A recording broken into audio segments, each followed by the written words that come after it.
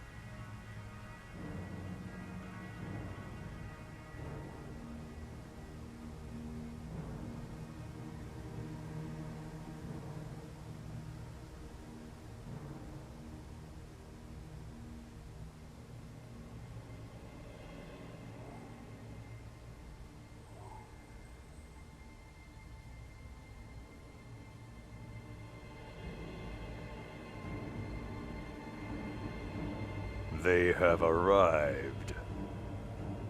Good. Let them come.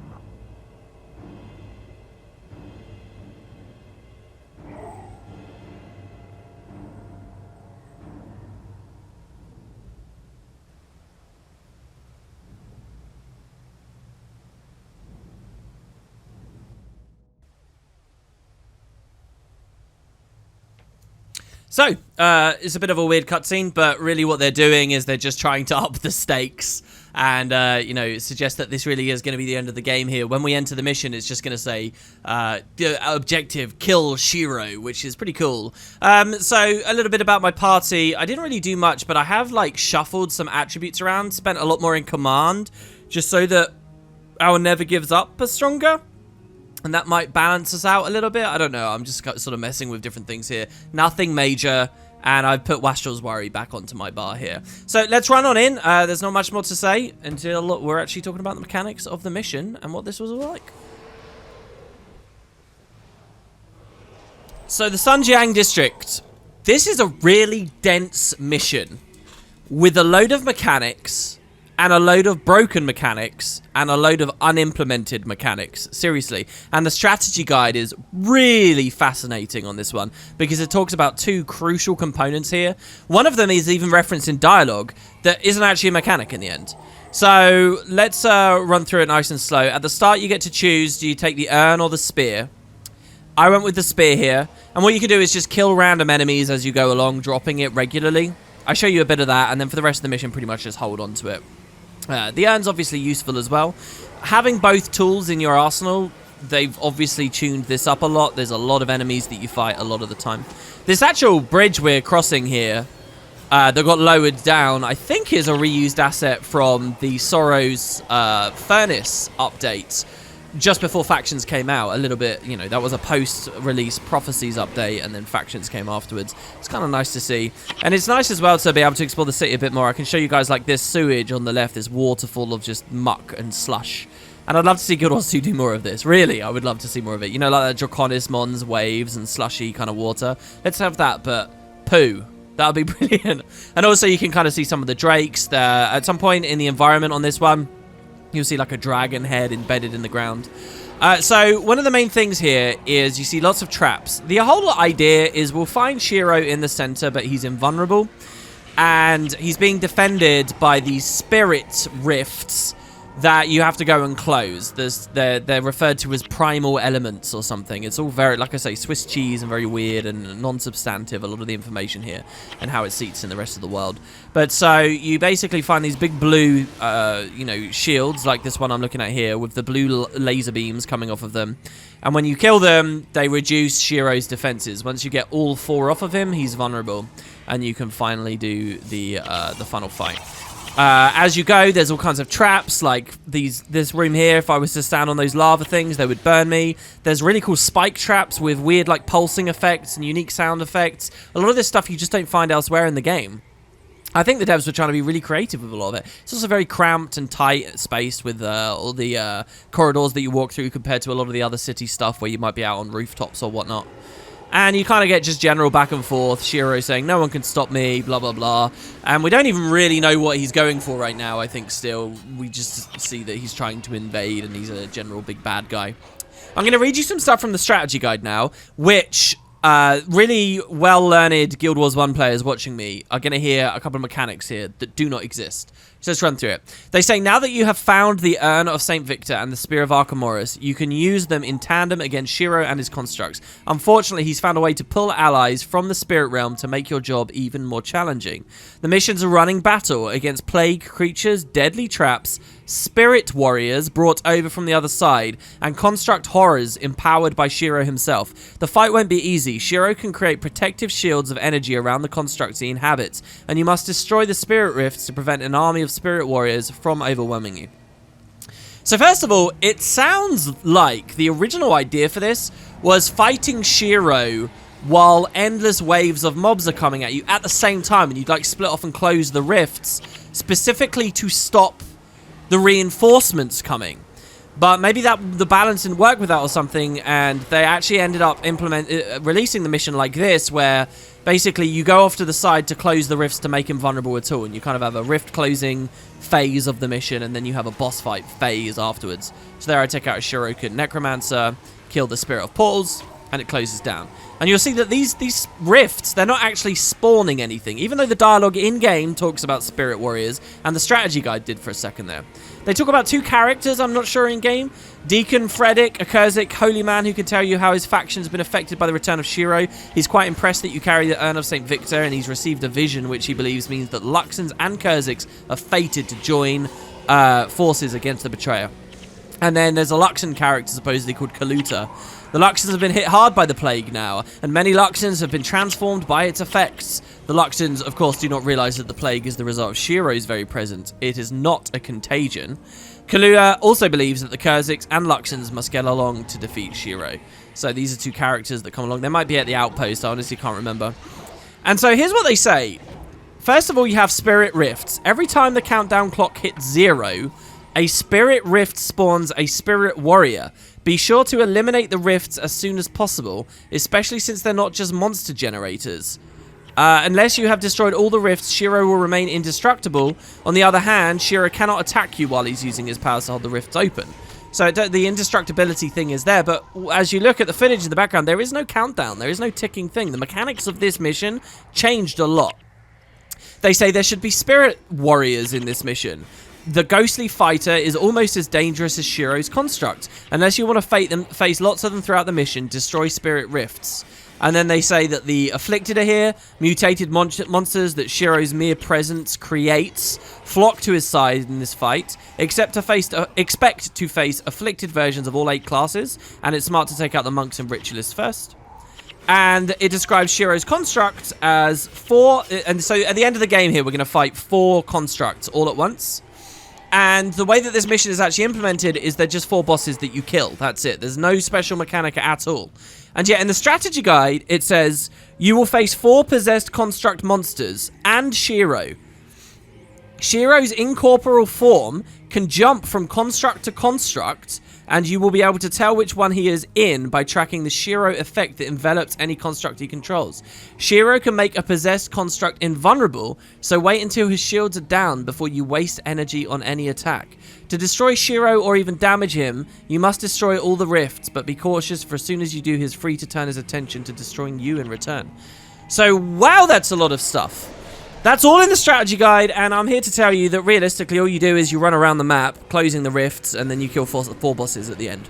That's it. The bosses can be a little bit of a challenge if you're not using a power-crept party setup, sure. But there's not much else going on. If you watch my full faction series, you'll see I talk a bit more about it, and I think some residual mechanics are available. But when I shot that original series, I had never read that strategy guide passage there, and that really blew my mind recently when I did so. So what else is there to say here, really? Not very much. I doubt that a lot of this will reappear in Guild Wars 2, because, frankly, a lot of what we're seeing seems like a mix of Sorrow's Furnace stuff, some city stuff, and just any attempt to make it feel grand and epic and different for what is kind of feeling like it's supposed to be one of the final missions, only you'll see that it's not going to be one of the final missions in just a moment. My party handled this pretty well. I still didn't have energy sorted out. And the reason for that is because the energy management that I'm relying on pulses energy on the whole team when they get when they go below 75% health, which is great. But in a lot of these fights, you'll see we're all at 100% health. I've drained all my energy and I want more now, but I don't want to let them hit me, and often they don't get to hit me, so I'm just getting slowed down.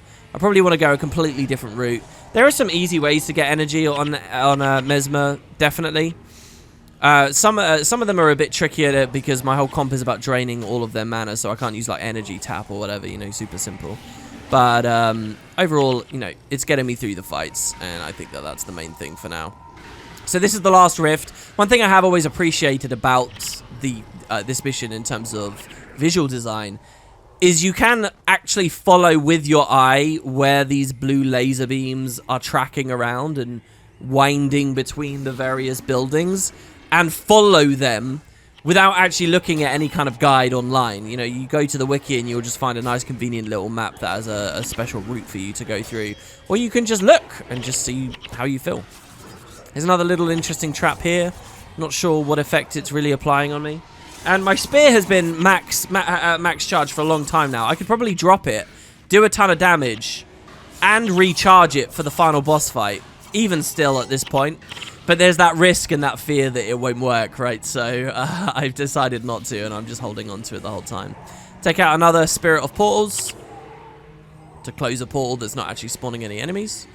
And I could go through into the Shiro chamber now really easily just by walking over on the right. But we get a cutscene that takes us directly there.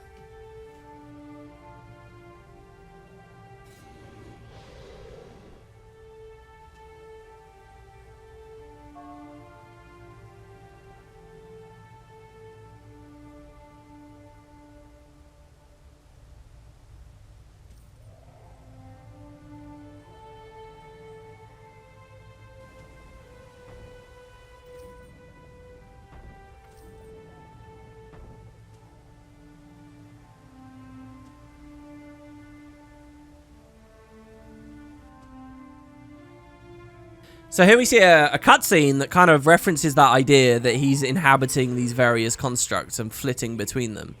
And he would start in the Assassin's construct, which comes running over to us. I just go over and aggro the Ellie. I want to get Mistrust on it. I think I actually cancel cast my own Mistrust there. Because the Ellie's the one that's going to do a lot of damage and actually scares me. So I want to shut its energy down and I want to, you know, cancel as many of its spells as possible. I think the precise bosses you find here at the end... Are they randomized based on which ones you fought elsewhere in the mission? Great area for skill capturing, but you have to be careful not to kill the boss you want to capture the skill from last, because it will just trigger a cutscene as soon as that happens. And yeah, you take Shiro down. Togo talking away there in the background. There's so much dialogue going on. So easily missed as well in this game if you're not looking really closely. And there you have it. So, time for a very disappointing cutscene, frankly.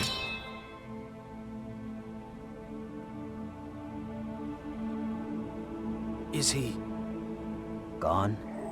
I do not know. The Spear of Archimedes and the Urn of St. Victor were destroyed. Let us hope Shiro was as well. He has left this place, but he is not gone. You have dealt Shiro a great blow, but he will return. Then we must prepare. But how? Seek out the Kurziks and the Luxons. Together, their combined might will help you topple Shiro once and for all.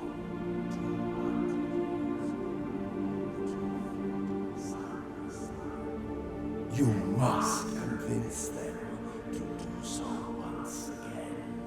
It is the only way to defeat Shiro. What if the two sides are just too far apart? What if we can't do it? Then Shiro will win, and the universe will spiral out of balance. I suggest we split up. I will go speak with the Luxons. Menlo, you must talk with the Kurziks. They respect you. What should I do? You too must choose a side. Win the trust of either the Kurziks or the Luxons, and help us bring them together to combat Shiro. With a day's worth of heavy prayers and a little luck, perhaps they will listen to reason. We will be watching your progress.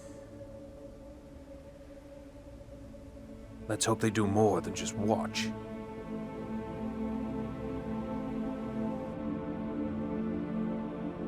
What do you see? I must know. Tell me what will happen. I see the Emperor.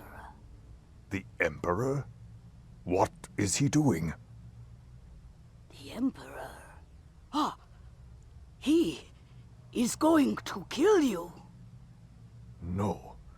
No. You must be wrong. I am never wrong. The Emperor fears your great power and he will kill you for it. No, you lie. Heed my words. It will happen at Quan Jun Temple. Beware the harvest ceremony. You must make the choice. Him or you. What have I done? So, what Nightfall did that was very cool, especially about that flashback, is it turns out that old lady is a demon who is lying. Shiro lashed out at her and said, "You lie," and it looks like he's cut down an innocent old lady, and that's how he feels, and that gets into his head. But he was right. She was a demon, and she was trying to manipulate him. But she's now planted this idea in his mind that the Emperor must be killed at the Harvest Temple, and that is ultimately what will cause the Jade Wind, throw everything into disarray, and further Abaddon's aims to you know, breach free from his prison. So, back to the events of today. This is, and I know this is Factions Abridged, and it's just about running through the story. I can't help but give a little rant on this. This is the moment in the story where the devs really kind of messed up, I feel like. Because we've lost our real direction. We beat Shiro. That could have been the end of the game. Why is it not the end of the game? Well, because the envoys appeared and said, no, he'll be back. Well, how? Through what mechanism? How's he going to be a threat? Why did the Urn of St. Victor and the Urn of St. Victor and the Spear of Archimedes, I don't know why I'm messing those up so much in this miniseries. Why did those get destroyed? Just because, you know, the devs are really hand-wavy about it. And all sense of, like, agency is gone.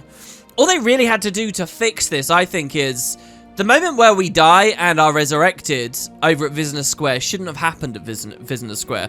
We should have had a bit of a glimpse at Shiro. That was enough, and we're just trying to deal with the plague, and everything follows as normal, but we don't have this envoy idea hanging over our head. We get to Sanjiang district, it's set up as this big final moment, and then Shiro wins. It's like, you know, it's taking that idea that we've got our unity, everything's going to work out, we think it's the end of the game, and then boom, he kills us. The envoys resurrect us, and, you know, it's this great loss. And they say, well, look, you don't have the urn anymore, you don't have the spear anymore, because we were defeated in battle, and he destroyed them, let's say. But there is another way. The other way is we're going to have to get these people together. We'll explain more later, and you can keep it a little bit cryptic, but now there's that agency there. Shiro can still be around, can still be operating. The devs did a really horrendous thing here, where it's like, okay, he's gone. So, how long before he comes back? Years? Like, it's just a mess, and it didn't have to be that way. It could have been so easily fixed as well. But there you have it. So now we are gonna pick a faction, and you know, it feels now like the whole choosing a faction is like an arbitrary tack on almost, because, oh, World of Warcraft's doing so well with the Horde versus Alliance thing.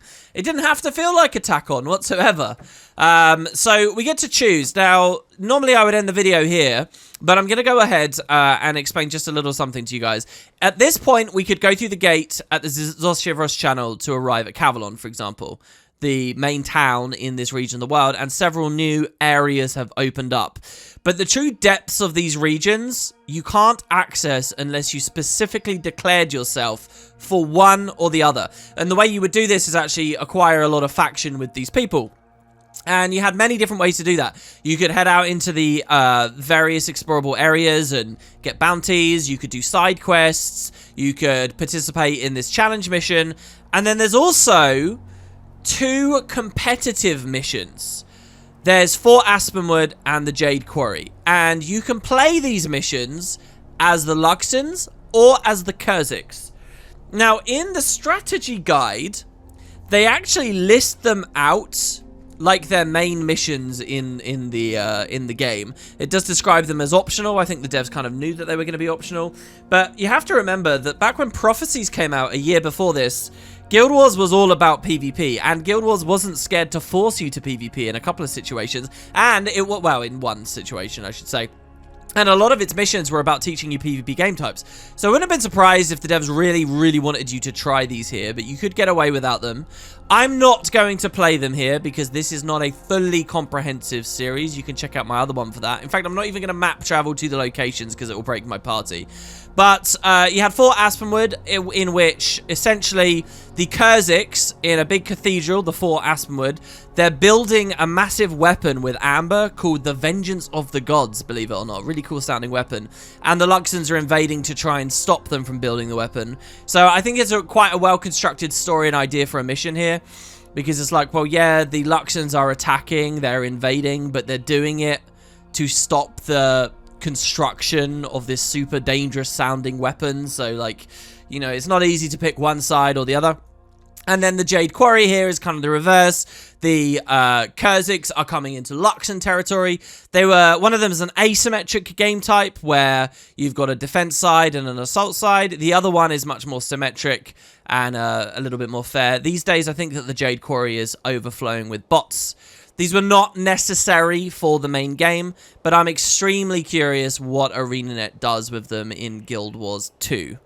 The strategy guide has quite a lot of information about these competitive missions.